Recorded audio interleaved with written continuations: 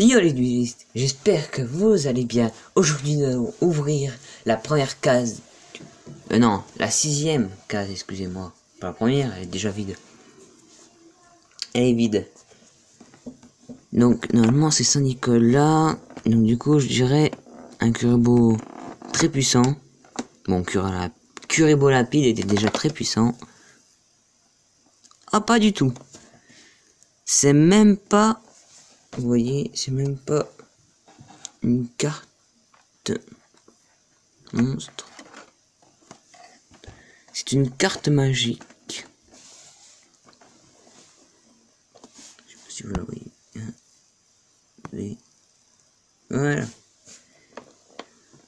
Si vous avez un monstre Kuribo ailé dans votre cimetière, payez la moitié de vos points d'LP, ajoutez une magie polarisation ou une magie fusion depuis votre deck à votre main.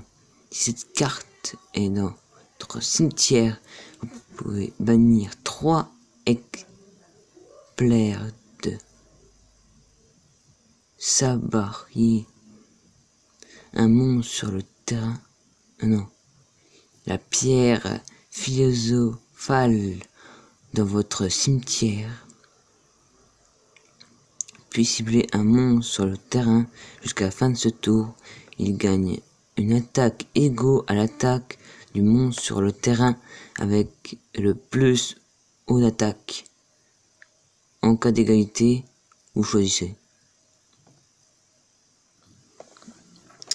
Pas mal, mais payer la moitié de points de vie pour juste aller chercher une carte magique. Vous savez, on peut bien aussi aller chercher une magicienne de la foi, c'est encore mieux que ça.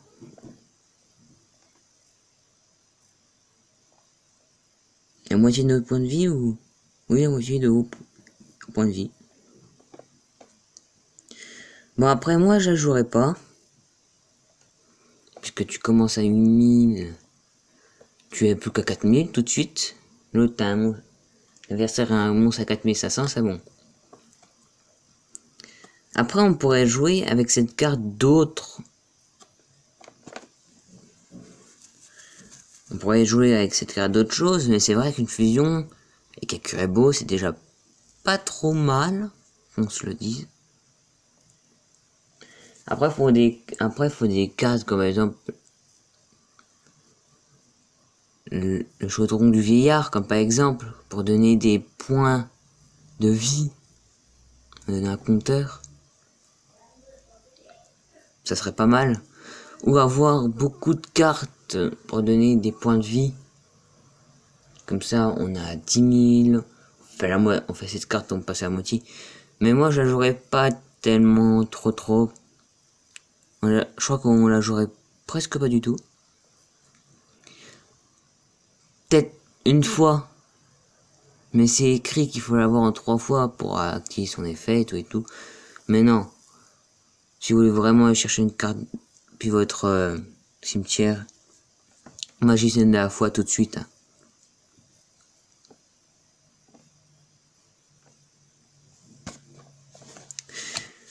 Bon ben, on va attendre le lundi, le mardi, jusqu'au mercredi, pour voir encore 3 cases. Ciao. Pour vous, ça va être pas beaucoup de temps. Pour moi, ça va être des jours. Bon, allez, je vous laisse. C'est bon, je suis relâ.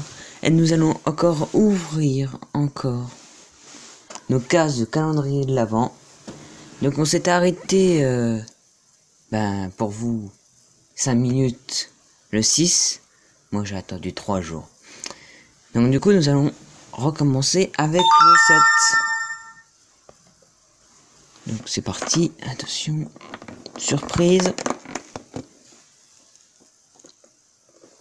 Et ça sera éclat de Berserker. Éclat du Berserker.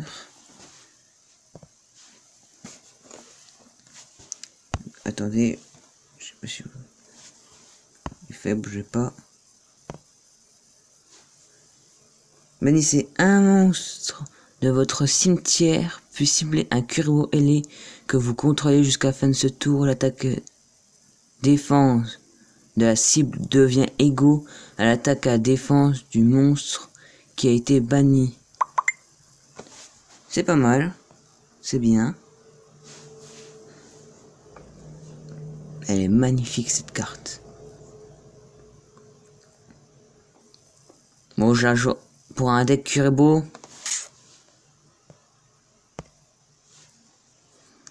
Pour jouer un deck Kuriboh,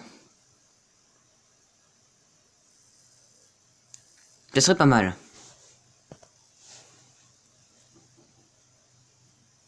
Puisque voilà, on a beaucoup de techniques à faire.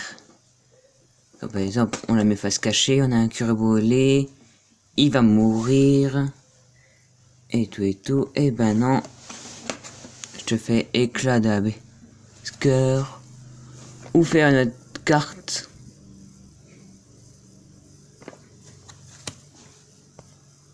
Bon, ça serait vraiment pas mal de jouer cette carte. En jouant un Obélix le Tourmenteur. Ou un autre monstre. Comme ça, Obélix le Tourmenteur à 4000. On bannit Obélix le Tourmenteur. Et le Kuriboh a 4000 d'attaque. Donc c'est pas mal. Mais je jouerai pas parce que bannir un monstre à 4000, voilà, c'est, comment dire, un peu nul. Donc on va passer au 8e. Top. Donc le 8, il est là, il est beau, il est frais.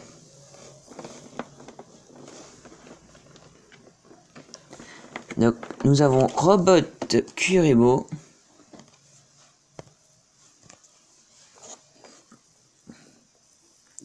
Lorsque votre adversaire active une carte ou un effet qui va vous infliger des dommages, effet rapide, vous pouvez envoyer cette carte depuis votre main ou terrain ou cimetière, annuler l'invocation et si faites, détruisez la carte.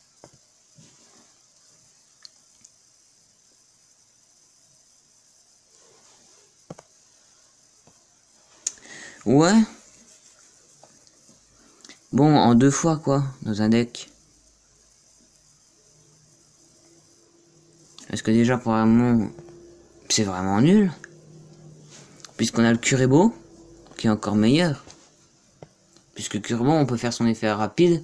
De quand on se prend des dégâts directs, bon, on peut détruire Kuriboh. Envoyer au cimetière. Robot Kuriboh, il est un peu nul.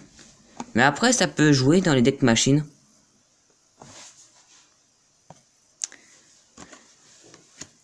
Donc après, après, nous allons faire le 9. Donc c'est celle-ci. Ça serait bien un Kuriboh arc-en-ciel. Ah, Kurivolt, non. Oh non. Ah, je suis dégoûté. Vous allez me demander, mais pourquoi? Il est trop mignon. Oui, mais ça veut pas dire qu'il est mignon. Qu'il n'a pas un supra méga effet. Vous pouvez cibler un monstre X6 avec du matériel. Détachez-lui un matériel. Et si vous le faites avec spécialement un Kuriboh depuis votre deck, nous utilisez comme matériel synchro.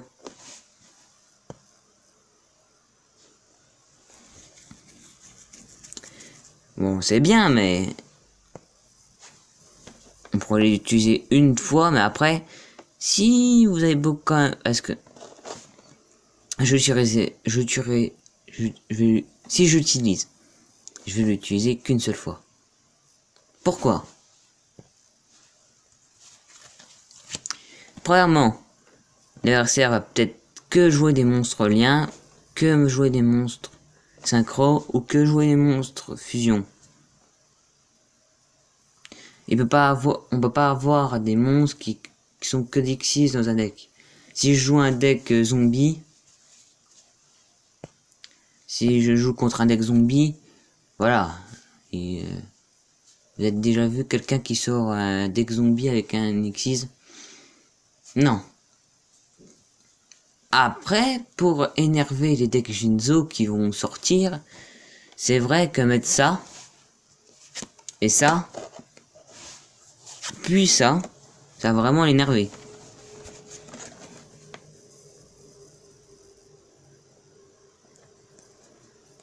Mais après, il faut détruire des monstres et tout et tout. Bon. On va aller jusqu'à samedi pour encore ouvrir 3 autres cases, bien sûr, puisqu'on va pas laisser que 4 cartes sur le terrain. Donc, à tout de suite. Donc, nous revoilà pour rouvrir encore 3 cases. Donc, j'espère que nous allons pas encore avoir, comme par exemple, des cartes qui vont pas nous aider complètement. Vous aurez plutôt des cartes qui nous aident. Ça serait plutôt pas mal. Donc, on va commencer à ouvrir la case 10. Ah! Un petit Kuriboh arc-en-ciel.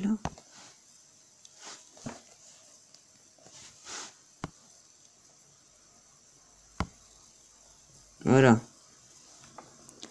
Vous ne pouvez pas utiliser l'effet de Kuriboh qu'une fois par tour. Lorsqu'un monstre de votre adversaire déclare une attaque, vous pouvez cibler le monstre attaquant, équiper cette carte depuis votre main au monstre. Il ne veut pas attaquer. Il ne veut pas attaquer, voilà. Lorsqu'un monstre déclare une attaque directe, tant que cette carte est dans votre cimetière, vous pouvez invoquer spécialement cette carte, mais bannissez-la lorsqu'elle quitte le terrain. 3 fois dans le deck.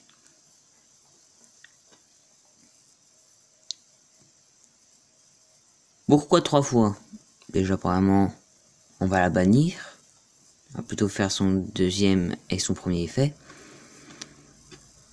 Et 3 fois, est-ce que il nous en faut beaucoup de cartes comme ça? Est-ce qu'elle est géniale? Ou sinon 2 fois. 2 fois, 2. Non, 2.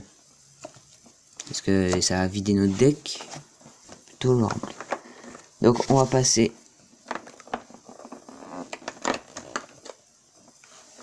un autre.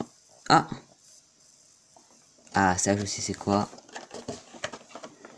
Bien sûr. Quand on parle de Kuriboh, on a like Kuriboh. Donc like cette vidéo. Bon, faut arrêter de faire ces blagues stupides. Bon, je vais quand même vous le dire. Lorsqu'un membre de votre adversaire déclare une attaque, vous pouvez sacrifier cette carte jusqu'à la fin de ce tour. Changer l'attaque du monstre de l'adversaire à 0. Si cette carte est dans votre cimetière effet rapide, vous pouvez sacrifier un monstre niveau 1, invoquer spécialement cette carte. Vous ne pouvez utiliser cet effet ni Kuriboh qu'une fois par tour.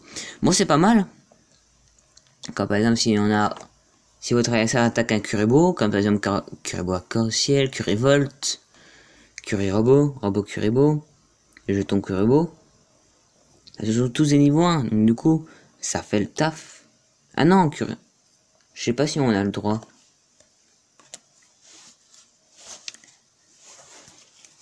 Ah, ça pourrait vraiment bien utile, puisqu'on active, on invoque un Kuriboh, on active multiplication, on détruit ces 2 monstres pour invoquer 5 jetons Kuriboh, détruit des Kuriboh, on invoque un monstre Kuriboh qu'on invoque, il y a Kuriboh. Il nous détruit un Kuriboh, il nous détruit, donc il perd 0. Il n'y a plus que 0 d'attaque. Il nous détruit jeton Kuriboh, on fait son effet rapide, on détruit pour invoquer un Kuriboh, on perd des dégâts. Mais au moins, on fait passer tous ces monstres d'attaque à 0 d'attaque. Après, on peut activer d'autres choses. On peut activer Kuribo limpide, éclat berserker, excusez-moi. Kuribo arc-en-ciel, bien sûr, aussi.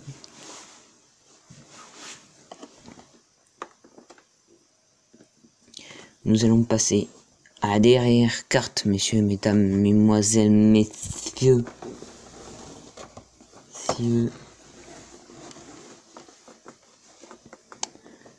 Voilà la 12, attention.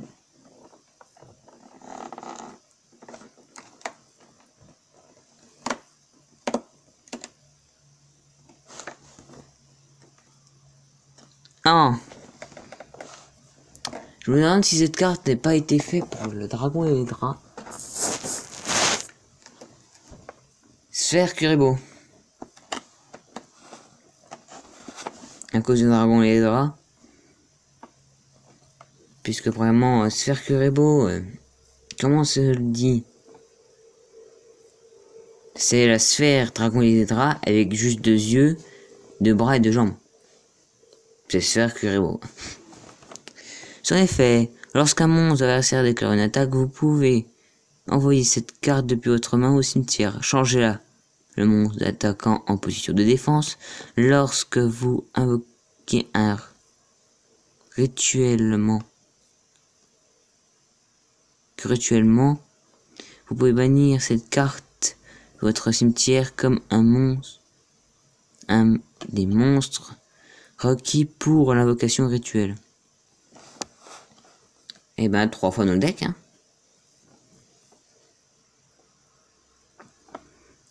Après, Sphère Kuribo, ça va être plutôt pour invoquer des niveaux 1, on peut invoquer quoi? Le renoncer, comme par exemple. Donc c'est pas mal. On va l'utiliser pas beaucoup de fois. Est-ce que rituellement,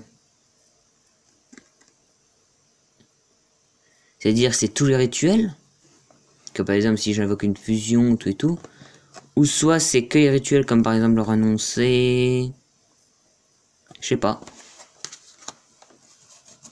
Bon, j'espère que cette vidéo vous a plu. Mettez un pouce bleu avec like Kuribo. Bon, des personnes disent lien Kuribo, like Kuribo, mais like cette vidéo. Bien sûr, mettez en commentaire pour m'aider avec la sphère Kuribo. Et ciao, c'était le marcheur de l'ombre.